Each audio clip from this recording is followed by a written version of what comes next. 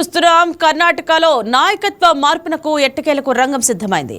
CM Siddaramaiah రాజీనామా దాదాపు ఖరారైంది. ముఖ్యమంత్రిగా డీకే శివకుమార్ ఎల్లుండి ప్రమాణ స్వీకారం చేసే అవకాశం ఉన్నట్లు చర్చ జరుగుతోంది.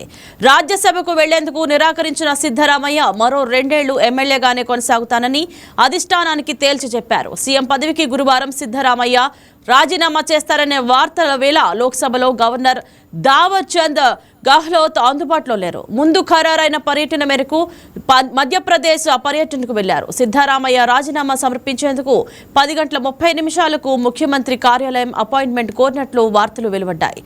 గవర్నర్ అందుబాటులో లేకపోవడంతో నాయకత్వ మార్పు మరింత ఆలస్యమయ్యే అవకాశం ఉంది.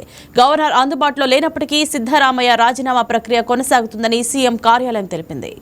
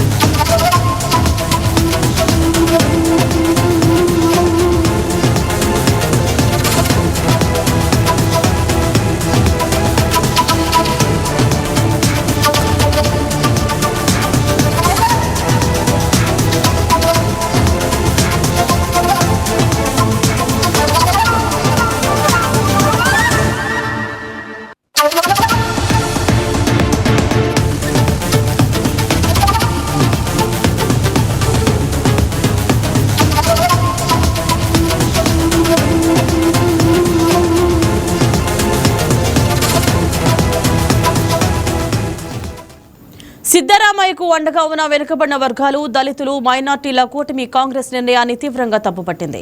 సిద్ధరామయ్యను తొలగిస్తే రాష్ట్ర వ్యాప్తంగా పెద్ద ఎత్తున ఆందోళన చేస్తామని కర్ణాటక వెనుకబడిన వర్గాల సమైక్య తెలిపింది. మరోవైపు రామనగర్తో పాటు బెంగళూరులోని డీకే శివకుమార్ నివాసం వద్ద ఆయన అభిమానులు పటాకులు కాలుస్తూ పెద్ద ఎత్తున సంబరాలు చేసుకుంటున్నారు. ఇక ఇదే అంశం గురించి మరింత సమాచారం అందించడానికి మా ఎగ్జిక్యూటివ్ ఎడిటర్ శ్రీనివాస్ ఫోన్ ద్వారా సిద్ధంగా ఉన్నారు. Srinivas, good morning. చెప్పండి, కర్ణాటక రాజకీయాల్లో ఒకసారిగా వేడి పెరిగింది. అలాగే సిద్ధరామయ్య రాజీనామా దాదాపు ఖరారైందనే ప్రచారం జరుగుతుంది. గ్రౌండ్ లెవెల్లో నిజంగా ఏం జరుగుతుంది? రైట్ ఇంద్రజ, ఏదైతే సిద్ధరామయ్య రాజీనామా మరికొద్ది సేపట్లో చేయబోతున్నారు. అయితే ఇక్కడ ట్విస్ట్ ఏంటంటే నిన్న సాయంత్రం నుంచి కూడా గవర్నర్ మహారాష్ట్రకు వెళ్ళాడు.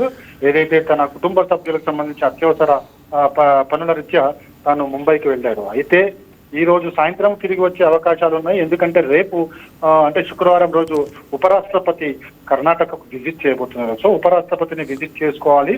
ప్రోటోకాల్ గా అది గవర్నర్ బాధ్యత కాబట్టి ఈ రోజు సాయంత్రం వరకు వచ్చే అవకాశాలు ఉన్నాయని చెప్పేసి సమాచారం. అయితే ఇక్కడ మనకి సిద్ధరామయ్య రాజీనామాకు సంబంధించి కానీ గవర్నర్ కానీ పెద్దగా సంబంధం ఉండకపోవచ్చు. ఎందుకంటే తన రాజీనామా పత్రాన్ని గవర్నర్ స్పెషల్ సెక్రటరీకి అందజేయొచ్చు అని చెప్పేసి కూడా తెలుస్తుంది. సో ఒకవేళ సిద్ధరామయ్య రాజీనామా చేస్తే కనుక నేరుగా గవర్నర్ కార్యదర్శికి అందజేస్తారు. అయితే ఈరోజు ఉదయం నుంచి కూడా సిద్ధరామయ్యకు సంబంధించి తన క్యాబినెట్ కి తన నివాసంలో విందు ఏర్పాటు చేయడం, అల్పాహార విందు ఏర్పాటు చేయడం జరిగింది.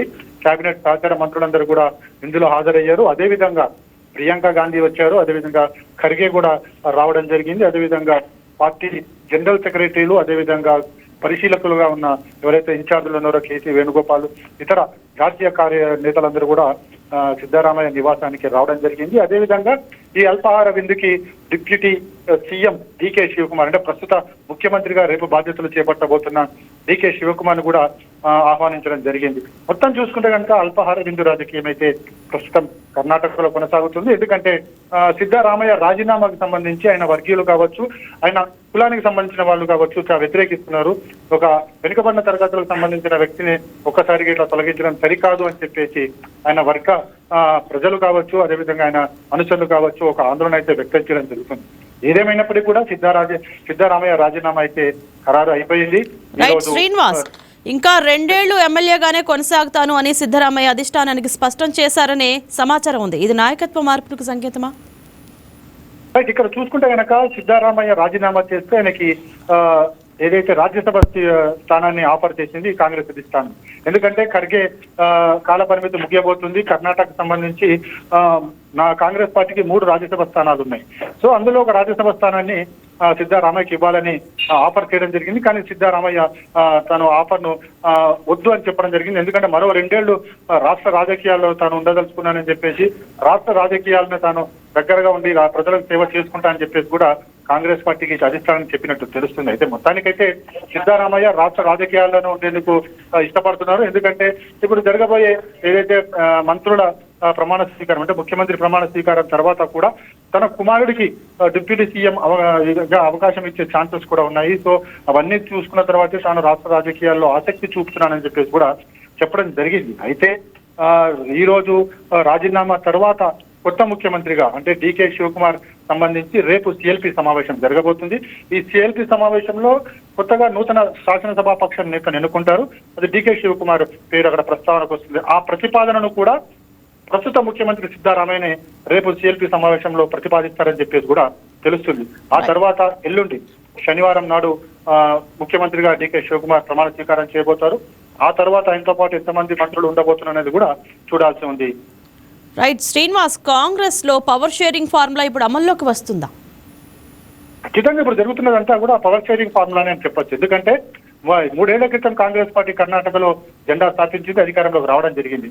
ఆ సమయంలోనే పవర్ షేరింగ్ జరగాలి ఖచ్చితంగా అని చెప్పేసి ఇటు డీకే శివకుమార్ వర్గీయులు కావచ్చు, అదేవిధంగా సిద్ధారామయ్య వర్గీయులు కావచ్చు ఆ రోజు అధిష్టానం ముందు కూర్చుని ఒక నిర్ణయం తీసుకోవడం జరిగింది. 2.5 ఏళ్ల తర్వాత సిద్ధారామయ్య రాజీనామా చేస్తారు. ఆ తర్వాతనే డీకే శివకుమార్ కు పగ్గాలు అప్పగిస్తారని చెప్పేసి ఆనాడు ఏదైతే కాంగ్రెస్ అధిష్టానం తీసుకున్న నిర్ణయం మేరకే ఇప్పుడు సిద్ధారామయ్య రాజీనామాను ఒత్తిడి చేసి రాజీనామా చేయించడం జరిగింది. ఆ తర్వాత ఇప్పుడు డీకే శివకుమార్ కు ఆ బాధ్యతలు అప్పగించబోతున్నారు. అంటే పవర్ పాలిటిక్స్ అనేవి ఖచ్చితంగా కాంగ్రెస్ పార్టీలో ఉంటూనే ఉంటాయి.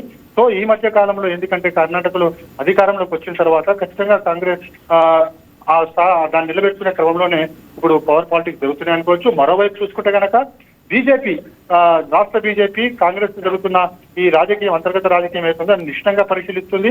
ఆ పార్టీ అధినేత రాష్ట్ర అధినేత కూడా ఒక చెప్పడం జరిగింది. ఏదైతే త్వరలో మధ్యంతర ఎన్నికలు కూడా వచ్చే అవకాశాలు ఉన్నాయని చెప్పేసి కూడా ఆ స్టేట్మెంట్ ఇవ్వడం జరిగింది. మొత్తానికి చూసుకుంటే కనుక కర్ణాటక రాజకీయాలు రేపు డీకే శివకుమార్ ప్రమాణ స్వీకారం తర్వాత ఏ విధంగా ఉండబోతున్నాయో చూడాల్సిన అవసరం ఉంది. సిద్ధారామయ్య వర్గీయులు కావచ్చు, సిద్ధారామయ్యకు సంబంధించిన అనుచరులు కావచ్చు, ఎమ్మెల్యే కావచ్చు, డీకే శివకుమార్ ప్రభుత్వానికి ఏ విధంగా సహకరిస్తారు అనేది కూడా నెక్స్ట్ ఉండబోతుంది.